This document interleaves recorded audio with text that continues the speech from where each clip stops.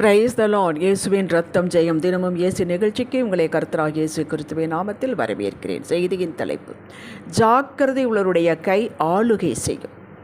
ஆதார வசனம் யோவான் 6:44. என்னை அனுப்பின பிதா ஒருவனை இழுத்து கொள்ளாவிட்டால் அவன் என்னிடத்தில் வரமாட்டான். தேவ அழைப்பு பெற்றவர்களே, பிதாவிடம் செல்வதற்கு இயேசுதான் வழி, வேறு வழி இல்லை. அவருடைய சிலுவை மரணம், உயிர்த்தெழுந்தது, இதுதான் நமக்கு பாதை, ஜீவ பாதை, ஜீவ வழி. இருந்தும் பிதா தனது அன்பின் கயிர்களால் நம்மை கட்டி இழுத்து கொண்டார். எது சரியான வழியோ தம்மை அடைவதற்கு அந்த வழியில், இயேசுவின் வழியில் நம்மை வைத்தார். ஆவியானவர் ஆலோசனை கொடுத்தார், அறிக்கை செய்ய உதவி செய்தார், பாவ அறிக்கை செய்ய உதவி செய்தார். நமக்குள் அவர் விதைத்திருந்த விசுவாசத்தினாலே தேவ கிருபை கொண்டு நாம் ரட்சிக்கப்பட்டோம். ரோமர் 10:9-10, எபேசியர் 2:8. எந்த பாஸ்டரோ எந்த மனிதர்களோ நம்மை இழுத்து கொள்ளவில்லை. சர்வத்தையும் படைத்த தேவனே நம்மை முன் குறித்து அறிந்து அழைத்து நீதிமான்களாய் மாற்றி மகிமைப்படுத்தி வருகிறார். எத்தனையோ கோடிப்போர் லட்சம் பேர் நம்மை சுற்றி இருக்கையில் நம்மை தனது அன்பின் கயிறுகளால் கட்டி இழுத்து கொண்டதற்கு காரணம் என்ன? எனக்கு தெரியவில்லை. பரலோகம் போகும்போது அவரிடம் நேரடியாகவே கேட்கலாம். தற்போது இதன் மேன்மையை அறிந்து புரிந்திருக்கிறோமா? இந்த ரட்சிப்பின் மேன்மையை எப்போதாவது நம்ம யோசித்தது உண்டா? எத்தனையோ காரியங்களை, வேண்டாத காரியங்களை யோசிக்கிறோம், தியானிக்கிறோம். இந்த பரம அழைப்பை யோசிக்கிறோமா? அப்படி யோசித்திருந்தால் நம்மை பற்றிய மதிப்பு கூடியிருக்கும், நமக்கே கூடியிருக்கும். நம்மை நாமே உயர்வாக மேன்மையாக எண்ணி இருப்போம், நிமிர்ந்து நின்றிருப்போம், பயப்படாமல் இருந்திருப்போம். அப்படி மேன்மையாக எண்ணும்போது கீழ்த்தரமான காரியங்கள் ஈடுபட மாட்டோம். ஏன்? நாம் யாருடைய பிள்ளை? அந்த நினைவு வர வேண்டும். தேவையில்லாத பேச்சு பேசும்போது, செயலும்போது, நினைக்கும்போது, ஐயோ நான் யாருடைய பிள்ளை, அந்த நினைவு வந்த உடனே இவைகளெல்லாம் ஓடி போய்விடும். கவனக்குறைவாக இருக்க மாட்டோம். மேன்மக்களே. அப்படி மேன்மைக்குரிய வேலையே சிந்திப்போம். கர்த்தர் சொல்கிறார், கேளுங்கள், நான் மேம்பாடான காரியங்களை பேசுவேன் என்கிறார். நம் தகப்பன் மேன்மைக்கும் மகிமைக்கும் உரியவர். அவருடைய பிள்ளைகளும் நாமும் அப்படித்தான் இருக்க வேண்டும். ஒரு வீட்டு வேலைக்கு வைத்துக்கொள்வதனால் கூட விசாரிக்கிறார்கள், ஒரு இன்டர்வியூ மாதிரி செய்கிறார்கள். விசாவிற்கு இன்டர்வியூ உண்டு. எந்த வேலையோ, வாடகைக்கு போகிறோமோ அல்லது தினப்படி வேலையோ எதுவோ, விசாரணை இல்லாமல், இன்டர்வியூ இல்லாமல் செலக்ட் ஆவதில்லை, கொடுப்பதில்லை, தேர்ந்தெடுப்பதில்லை. திருடப் போகிறவன் கூட தன்னை கூட்டாளியாக சேர்த்துக்கொள்கிற முன் அனுபவம் உண்டா என்று கேட்கிறார். இப்படி இருக்கும் இந்த உலகத்தில் அந்த ஒப்பற்ற தேவ ராஜ்யத்தின் பிள்ளையாக, பிரஜையாக எடுத்துக்கொள்வதற்கு கர்த்தர் எந்த இன்டர்வியூ வைத்தார்? எந்த தகுதியை பார்த்தார்? சொல்லுங்கள். இந்த கல் ஆகாது என்று தள்ளப்பட்டு குப்பையோடு கிடக்கிறதே, இது எனக்கு வேண்டும் என்று எடுத்தார் நம்மைத்தான். சிறியவனை புழுதியிலிருந்தும் எளியவனை குப்பையிலிருந்து உயர்த்துகிறார். நாம் தான், நம்மை பற்றித்தான் வசனம் சொல்லுகிறார். ராஜாக்களோடும் பிரபுக்களோடும் அமரச் செய்தார். நீங்களும் நானும் பொருளாதாரத்தில், அந்தஸ்தில், அழகில், ஞானத்தில் குறைவுள்ளவர்களாக இருக்கலாம். ஆனால் பாரபட்சமற்ற தேவன் நம்மை தரம் பிரித்து உட்கார வைக்காமல் தேவ ராஜ்யத்தில் ராஜாக்களோடு பிரபுக்களோடு உட்கார வைத்தார். நம்முடைய அந்தஸ்தின் மகிமையை சற்று நினைத்து பாருங்கள். 2 சாமுவேல் 9:7 வாசித்து பாருங்கள். யோனத்தான், சவுலுடைய குடும்பம் எல்லாம் யுத்தத்தில் அழிக்கப்பட்டு விட்டது. சவுலுடைய மகன் யோனத்தான், அவனுடைய குடும்பமே அழிந்து விட்டது. அவனுக்கு ஒரே ஒரு மகன் தப்பித்து கொண்டான். அவனுக்கு 2 கால்களும் உடம். மொத்த குடும்பமும் போய்விட்டது. எங்கேயோ யார் தயவிலையோ அந்த 2 காலும் இல்லாதவன் வாழ்ந்து கொண்டிருக்கிறான். தாவீது ராஜாவான உடனே அவனை அழைத்து வர சொல்கிறார். தன்னோடு அரண்மனையிலே ராஜகுமாரர்கள், பிரதானிகள், மந்திரிகள், ஏன் ராஜாவாகிய தாவீதோடு அமர்ந்து அப்பம் புசிக்கும் சிலாக்கியத்தை கொடுத்தார். யோனத்தானி நிமித்தம் இதை காட்டிலும் மேன்மையை நமக்கு கொடுத்திருக்கிறார் கர்த்தர். நாமோ இந்த அழிந்து போகிற உலக பிரகாரமான ஆசீர்வாதத்திற்கே வாழ்நாள் எல்லாம் அலைந்து திரிகிறோம், ஜெபிக்கிறோம், கிடைக்காவிட்டால் முறுமுறுக்கிறோம், சலித்து கொள்கிறோம். சபைக்கு செல்வதை, வேதம் வாசிப்பதை, ஜெபிப்பதை, ஆராதனை செய்வதை குறைத்து கூட செய்கிறோம். கர்த்தர் வேண்டாம் என்றதை விரும்பி கையில் எடுக்கிறோம். ஏன்? ரிலாக்ஸுக்காக.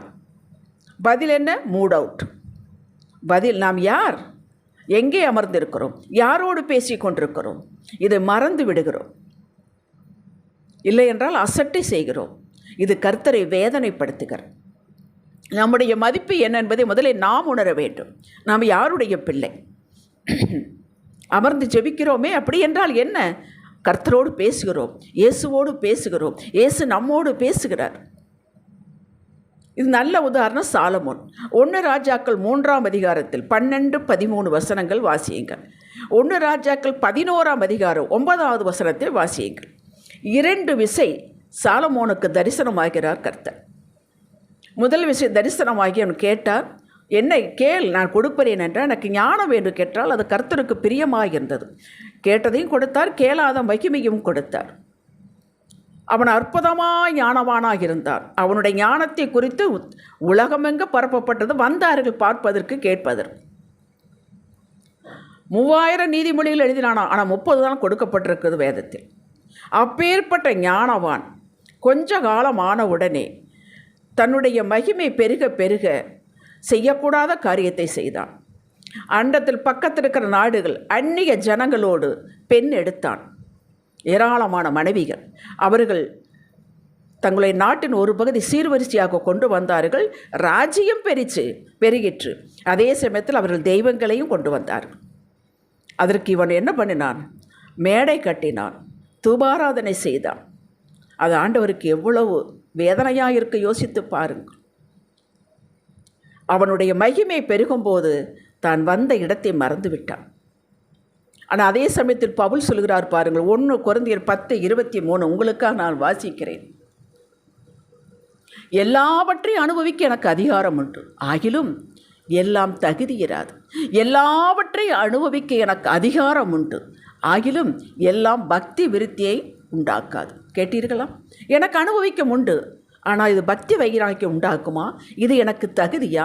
இதன் தகப்பனுக்கு பிடிக்குமா என்று யோசிக்க வேண்டும். அது அவன் யோசிக்கவில்லை. அவனுடைய மகனுடைய காலங்களில் ராஜ்யபாரம் 2ஆக பிறந்து 10 கோத்திரம் 2 கோத்திரம் 2 கோத்திரம்தான் இவர்களுக்கு. 10 கோத்திரம் வேறு வகை கை போய்விட்டது. எவ்வளோ வேதனை இது! நமக்கு கொடுத்த கிருபைகள், தாளங்கள், வரங்கள், உலக பிரகாரமான ஆசீர்வாதங்களை பெருகும்போது வழி விலகி போக வாய்ப்பு உண்டு. அப்படி போனவன் தான் சாலமோன். விரும்பினது கிடைக்காத போது, கொஞ்சம் பாதை கரட முரடாக இருக்கும் போதும் முறுமுறுக்க தவற வாய்ப்பு உண்டு. 2க்கு வாய்ப்பு உண்டு. நாம் உயரும் போது நாம் வழி விலகி போக வாய்ப்பு உண்டு. நாம் கீழே போகும்போது, ஒன்று நடக்காத போது, வறட்சியாக இருக்கும் போதும் வழி விலக வாய்ப்பு உண்டு. அப்படி செய்தவர்கள் தான் இஸ்ரவேல் மக்கள். அப்படி அடிமைத்தனத்திலிருந்து விடுதலையாக்கி கொண்டு வருகிறார். 40 வருஷங்கள் போஷிக்கிறார். அவர்களுக்கு ஒரு குறையும் இல்லை. ஆனால் தாங்க விரும்பினதை கிடைக்கவில்லை என்று முறுமுறுத்தார்கள். சாலமோனும் அழைப்பும் தெரிந்து கொள்ளுதலையும் மறந்து தேவனுக்கு வேதனை உண்டாக்கினான். இஸ்ரவேல் மக்களும் தங்களை அடிமைத்தனத்திலிருந்து விடுதலை கொடுத்த தேவனின் மகிமையை மறந்து வேதனைப்படுத்தினார். 2 பேரும் வேதனைப்படுத்தினார்.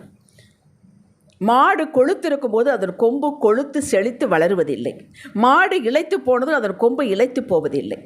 கொம்பு மகிமையை குறிக்கிறது. நம்முடைய வேல்யூ கர்த்தர் வேண்டாம் என்று ஒதுக்கி தள்ளிதனை நம்ம கையில் எடுக்கக்கூடாது. எந்த விதமான சாக்குப்போக்கு சொல்லி கொண்டு எடுக்கக்கூடாது. தேவையில்லாத பேசக்கூடாது. மன்னித்து விட வேண்டும். கசப்பு வெறுப்பு உள்ளே வைத்திருந்தால் அது சரீரத்தை பாதிக்கும். மறந்து விடாதீர்கள். உடனே மன்னித்து விடுங்கள். கசப்பு இருக்கவே கூடாது. உங்களையும் அடியாளையும் அழைத்தவர் உண்மையுள்ளவர். அவர் நம்மை வாழ்ந்திருக்கும் போது சரி, தாழ்ந்திருக்கும் போது சரி, நமது வழி, பேச்சு, வேல்யூ எப்படி இருக்கு என்பதை கவனிக்கிறார். யோபு வாழ்ந்திருக்கும் பொழுது வாழ்ந்த காலத்தில் மக்களுக்கு பலி செலுத்தினான். தாழ்ந்த காலத்தில் அறிக்கை செய்தான். கர்த்தர் யார் என்பதை அறிக்கை செய்தான். கர்த்தருக்கும் தனக்கு உறவு என்ன என்பதை அறிக்கை செய்தான். கர்த்தர்வனுக்கு என்ன செய்ய போகிறார் என்பதை அறிக்கை செய்தான். தாவீது வாழ்ந்த காலத்தில் சங்கீத இன்பமாய் பாடினான். தாழ்வு காலத்தில் காடு காடாக குகையாக அலைந்த காலத்தில் ஜெபம் பண்ணினான், விண்ணப்பம் பண்ணினான், மன்றாட்டு சங்கீதம் பாடினான். காலங்கள் மாறலாம், காட்சிகள் மாறலாம், நம்முடைய வேல்யூ மாறக்கூடாது. தேவ அழைப்பின் மகிமையை மறந்துவிடக்கூடாது. நாம் யார் என்பதை ஒரு நாளும் மறந்துவிடக்கூடாது. அந்த மகிமையின் பிள்ளைக்காகவே நாம் இருக்கும்போது, நம் மகிமையின் பிள்ளையாகவே நாம் இருக்கும்போது, கர்த்தர் உங்களை மகிமையின் மேல் மகிமை, கிருபையின் மேல் கிருபை கொடுத்து உயர்த்துவார். அவருக்கு எவ்வளவு நேரமாக உங்களை உயர்த்துவதற்கு? இந்த இக்கட்டான காரியத்திலிருந்து விடுதலை கொடுப்பதற்கு அவருக்கு எவ்வளவு நேரமாகும்? செங்கடலை பிளந்தவர் அல்லவா? யோர்தானை தண்ணீரை கட்டி வைத்தவர் அல்லவா? அவ்வளோ பெரிய எரிகோ கோட்டையை கீழே இழுந்துவிட செய்தவர் அல்லவா? எந்த புல்டோசர் வைத்து அடித்தார்? அப்பேற்பட்ட தேவன் தான் நம்முடைய அப்பா. உங்களை உயர்த்த மாட்டாரா? உங்களுக்கு விடுதலை கொடுக்க மாட்டாரா? உங்கள் பிரச்சனையில் அவருக்கு தெரியாதா? நம்முடைய வேல்யூ விட்டுவிடக்கூடாது. நாம் அவருடைய பிள்ளை என்பதை எக்காரணத்தை விட்டுவிடக்கூடாது. நீங்கள் ஜாக்கிரதையாக இருந்து உங்களை காத்து கொண்டபடியால் உங்களுக்கு ஆளுகை தருவார். நீங்கள் ஆளுகை செய்வீர்கள். ஜெபிக்கலாம். தகப்பனே, உயர்வோ தாழ்வோ அதை பற்றி கவலை இல்லை. இந்த 2 நிலையிலும் நீர் தந்த மகிமையை இழக்காமல், தேவ பிள்ளை என்ற மகிமையை இழக்காமல் ஜாக்கிரதையோடு காத்துக்கொள்ள கிருபை தாரும். இயேசுவின் நாமத்தில் பிதாவே. இன்றைய சிந்தனைக்கு, நான் பரலோக பிரஜை, பரலோகம் என்னை கவனித்து கொண்டிருக்கிறது, என்னுடைய குடியிருப்பு பரலோகத்தில் இருக்கிறது என்ற நினைவில் என் பேச்சு, அறிக்கை, செயல் இருக்கும். நான் ஒரு நல்ல உக்கிரக்காரனாக இருக்க விரும்புகிறேன். ஆமேன். ஹல்லேலூயா.